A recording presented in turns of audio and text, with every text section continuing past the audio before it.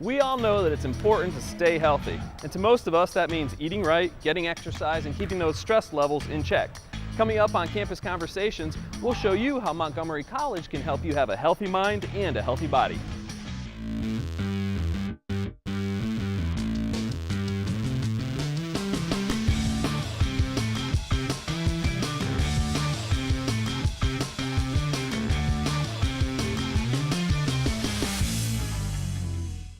Hi, I'm Jason Rivera, and this is Campus Conversations. We're talking today about staying healthy. Sure, we all lead very busy lives. Whether you're a parent struggling to get the kids to where they need to be, a working adult, or a traditional student, it's best to remember the old saying, an ounce of prevention is worth a pound of cure. So here are 5 great tips we can all use to stay healthy. Number 1, get vaccinated. Your doctor is your best resource on which vaccines are right for you, but you definitely want to get your flu shot. Tip number 2, clean up. Wash your hands often. Keeping your hands clean can go a long way to help keep you from getting sick. And carry some hand sanitizer for times when washing isn't possible. Our next tip, get regular exercise. Exercise is a great way to boost your immune system and to de-stress. Even if it's just for 30 minutes a few times a week, it makes a difference. Tip number 4, eat a well-balanced diet and drink lots of water. The natural vitamins and minerals in the healthy food you eat can really help to boost your immune system. And finally, tip number 5, get plenty of sleep. Your body needs rest to fend off illness, and I'm willing to bet that you're also more productive when you are rested. In addition to keeping you from getting sick, all these tips will help you be on the top of your game in the classroom and at work. Montgomery College offers lots of courses, workshops, and seminars to help you learn all about health and fitness and prevention. And we're going to explore some of those today. Recently, producer Marcus Rosano went to the Rockville campus to find out about some of the things that the Health Enhancement, Exercise Science, and Physical Education Department offers. With me now is Professor Beth Ridings, and she's the chair of the Health Enhancement, Exercise Science, and Physical Education program here at Montgomery College. Thank you, Professor Ridings, for giving us a few minutes of your time. Now, I just mentioned that you're the chair of this rather large department. Can you break that down just a little bit for us and what all those words mean? They seem interconnected in a way. Yes, they are. They're all related, which is why these 3 areas are put together here at Montgomery College. The health enhancement side of the department focuses on health education, while the exercise science, we look at careers in health fitness, and the PE, or the physical education, helps to prepare students who are interested in teaching physical education in the secondary and elementary schools. Okay, and let's jump into the academic side. I know this episode of Campus Conversations is about healthy minds and healthy bodies. Let's keep to the academic side, and there are various, programs here that you can get an associate's, or you can get a letter of recognition, or you can get a certificate, but there's more. But health education, health fitness, aging studies, advanced personal trainer, nutrition for fitness and wellness, personal and community health. So all of these programs sort of push students into a profession. Just tell us a little bit about that. Okay, sure. So again, we have 3 associate degree programs. The first one is in health education, and it helps to get students prepared to work as health educators in the field. So working through YMCA or through a county rec program teaching health education classes. The second program is the degree program in health and fitness, and while that has a strong health component, it also has a strong fitness or a human performance component to it, and that helps with preparing students who are interested in going into personal training or corporate fitness or corporate wellness. And then the last one, again, is the associate's degree in physical education, and that's our teacher prep program, and that helps for students who want to go on to get eventually a teaching certificate to teach in the school systems. Okay, very good. And there's also the physical aspect of this. There's recreational programs. There's let's talk about the open gym. And we were talking a little bit earlier before we came on that there's badminton. And I am totally psyched about that. Tell us a little bit about open gym, some of the recreational programs, and not just for students alone, but staff and faculty as well. Okay, sure. So again, we taught We call it our student recreation program, and we have two sides of it. The first side of it is the badminton side, which I know you're very excited about, and the recreation side is open to faculty, staff, and students here at MC. And you can come in, and on Mondays and Wednesdays we have badminton, and we also have volleyball in the afternoons. And then we have our fitness component of the recreation program, which is where our fitness center is open only to students. And the reason it's not open to staff and faculty is because there's a wellness program that is specifically geared towards fitness center hours for faculty and staff. Okay, and tell us a little bit about the fitness center itself. I mean, this is weights, this is cardio machines. Just describe a little bit about what we're going to walk into if we were to go to the fitness centers. Sure, it's located here in the PE building, room 137B, and it's pretty comprehensive. When you walk in, there are a variety of different exercise machines, so you can do a total body resistance workout using the machines. We also have a small free weight area that has some dumbbells and some cable crossover machines. And then we have a series of various cardiovascular equipment. So we have treadmills, Stairmasters, elliptical machines, cycle ergometers, rowers, step mills, you name it, we have it. It's pretty all-inclusive. We were just talking recently, and we said it's actually nicer than some fitness centers out there that people pay a lot of money for. So it's a pretty good amenity for, like I said, faculty, staff, and students. And talk a little bit about the students who you see not only in your recreational programs, but in the fitness center. I mean, this isn't just for the super athlete or, the person that played 4 years of varsity basketball. You see, I'm sure, a wide range of students. Oh, definitely, and everybody's welcome. So in addition to our rec program, we also have academic classes that focus on teaching students how to exercise. So if someone is new to exercise and they're not really sure what they can do or what they should be doing, they have that option also. But anybody who is relatively healthy and can exercise without supervision is welcome to come in. There's some forms that they need to fill out, but it's designed for everybody. Our goal here is to teach people that being active should be a part of your lifestyle, and that you don't have to be an athlete or super strong or in the best shape ever. Everybody kind of has to start somewhere. So we try to encourage people to just come in and do what they can, and we do have certified staff who are there to answer questions, teach people how to use equipment if they need it. So. We have about 1 minute left, and I guess my last question will sort of sum up the show that we're doing. Talk about how important it is for a student to not only have a healthy body, but how important that is in relating to a healthy mind. Okay, there's all kinds of studies out now that show how total well-being is important, and we see that people who are physically active tend to be less stressed. They tend to be better at focusing. So for students here at MC, if they're trying to study for a test, to take 30 minutes to go for a walk or do a light workout and then go back and sit down and study, the research tells us that student's going to be more focused, that they're going to retain more information, and hopefully do better on their tests the next day. So we know that, like I said, that being healthy or having good wellness is all about looking at all aspects. So it's not only what you put in your mouth, but it's what you do to keep your physical self healthy too. That's a great connection. And where can students and staff and faculty learn more about the physical education departments here at Montgomery College? Sure, if you go to the montgomerycollege.edu, our college's homepage, and look under departments, search us under Department of Health Enhancement. You can get to our webpage, and it has information about our hours, our classes, and our programs. Thank you, Professor Ridings, for being with us on Campus Conversations. Sure. Many thanks to Marcus and Professor Ridings. Check out that website for facility hours and recreational programs. And hey, maybe you can even join Marcus for some badminton. We'll be back with more Campus Conversations right after this. My name is George Zaniga. I'm the athletic coordinator and intramural coordinator here on the Rockville campus. Little information about intramurals right now. For the spring semester, we have basketball, co-ed.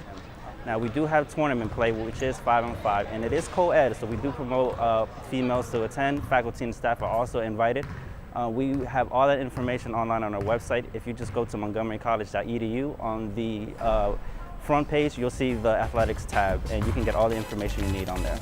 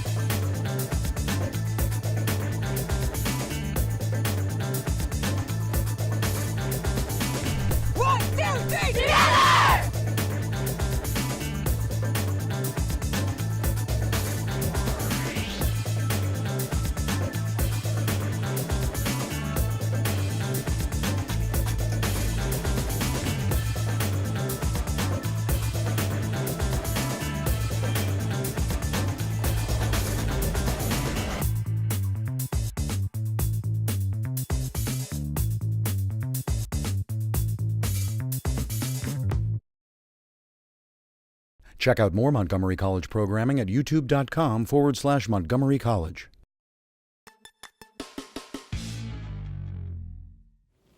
Montgomery College offers classes in fitness and health at all 3 of its campuses. So whether you want to learn about health and nutrition, hone your skills, or just learn the rules of the game, we have a class for you. Montgomery College professor Dr. A.J. Baca teaches soccer, basketball, sports history, and first aid at the Tacoma Park Silver Spring campus. Those students who aren't as skilled come in with an expectation that they just want to get better and have fun, and it's my job to make sure that they do that, and they know the expectation from me is for them to learn the finer points, to try and improve and enjoy themselves, and perhaps maybe get an improvement in their fitness at the same time. There may not be a textbook, but Dr. Baca makes it clear that MC's PE classes aren't all fun and games. Students are expected to understand general fitness concepts and concepts of nutrition. So for instance, in my basketball class, we'll cover the first part of the semester various fitness components related to basketball and sport in general. And then after the midterm, we'll cover concepts related to general nutrition and safe practices in terms of what to eat, what not to eat, and how to enhance sport performance. With course offerings that include badminton, golf, fencing, scuba diving, personal fitness, and more, Montgomery College's Health and Physical Education Department has something for every interest. We welcome students to come see us in our office, and they certainly can call us or come see us anytime. We're happy to walk them through the class offerings and see which one serves their interests and their goals the best. Check out those course listings online, or, as Dr. Baca says, drop into any of the MCPE offices for more information. All of our segments today focus on healthy minds and healthy bodies. With me now to talk about a couple of things that the college offers for students is Carissa Silver. Welcome, Carissa. Thank you, Jason. I know you have some test anxiety stuff that we do at the college, and that's Yes. something that's near and dear to me because when I was a student, it was something that I really struggled with. So can you tell me more about what test anxiety is and what we do here at MC to try and help our students as they struggle through it? Yes. The first thing I want to say about test anxiety is that it's extremely common, and students should not feel they're the only ones. Absolutely. I meet quite a few students who say, you know, I do fine in class, I get good grades in my homework, and then I get to that test and their eyes get big and they're terrified, which is why I started doing the workshop, which I offer twice a semester. Okay. So what types of things do you cover in the workshop?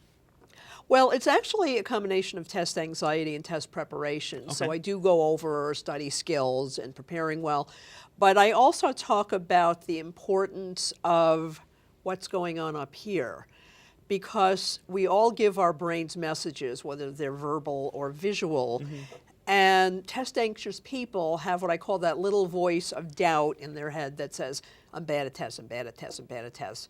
I don't really know this. I study, but I don't really know this. And the idea is to get rid of that and replace it with what we call positive self-talk, is a psychological term of, I know this, I'm a good student, I studied, I'm going to do well. And I actually walk them through a couple of visualizations, imagining themselves being successful, because that is the image we want to have in the brain.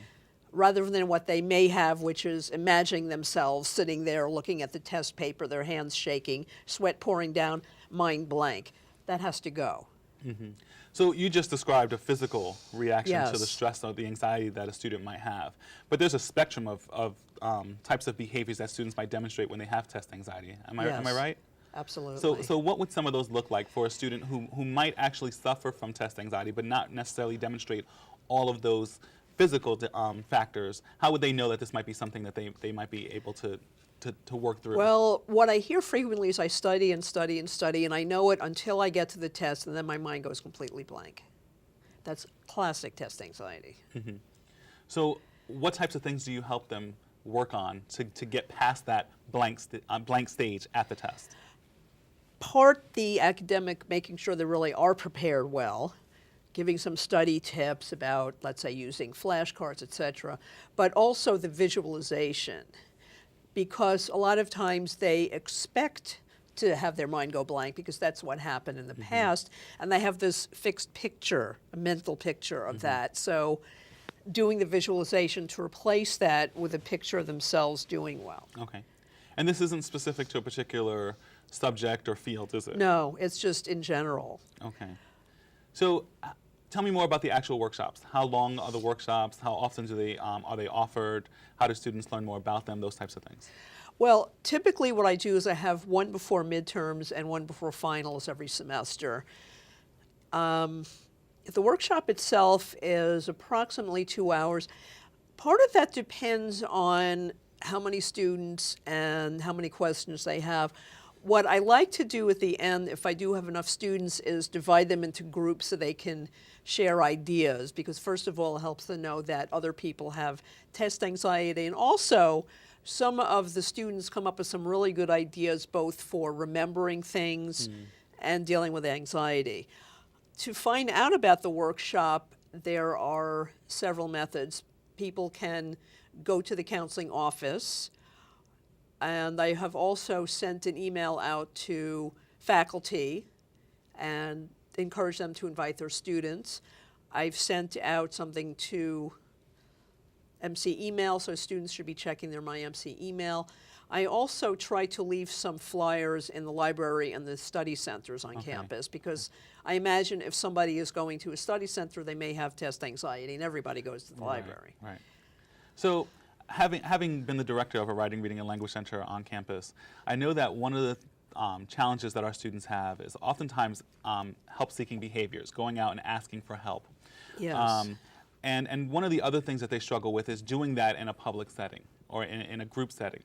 And these workshops seem to be a group format. Is there anything that we offer for students who might need that one-on-one push initially, or to at least make that connection and then maybe attend a workshop? Actually, I've had faculty members refer students to me individually. Okay, so we do offer that one-on-one. Yes. Because, for one thing, not everybody can come to the workshop when I offer it. I've occasionally had actually someone ask me to present to their class, although students may not want to discuss their personal test anxiety in the classroom. On the other hand, in the workshop, everybody's there for the same purpose. In fact, when I advertise the workshop, I advertise that it's just for students who need it, not for extra credit or whatever, because I want people to be comfortable talking about the issues they have. Are there limits, or is there space limits in terms of how many people can participate in those workshops? If after this segment 500 students contacted you, we would be offering more sessions, or? I guess I have to, wouldn't I? How would we do that? You know, I try to get a decent-sized, smart classroom. Okay, excellent. So is there anything else you would like the community to know about as it relates to test anxiety before we close out the segment? Well, I would again like to remind students that they're not alone. They don't have to be shy about having trouble with tests. They are free to contact me directly, carissa.silver@montgomerycollege.edu, or visit the counseling website, or check their MC email, any of the above. And I think it's important for us also to remind students that somebody with test anxiety can be an honor roll student. Absolutely. Right? There's no specific demographic or population or identity for somebody who has test anxiety. That's Correct? very true. I've seen students who are adults returning to school, international students struggling with the types of tests we offer here, traditional age students, and it's true, a lot of students are excellent students. They just, unfortunately, that little voice of test anxiety doubt. Right. So it doesn't mean that you're a bad student or stupid, and that's part of what I try to communicate in the workshop. Well, thank you very much.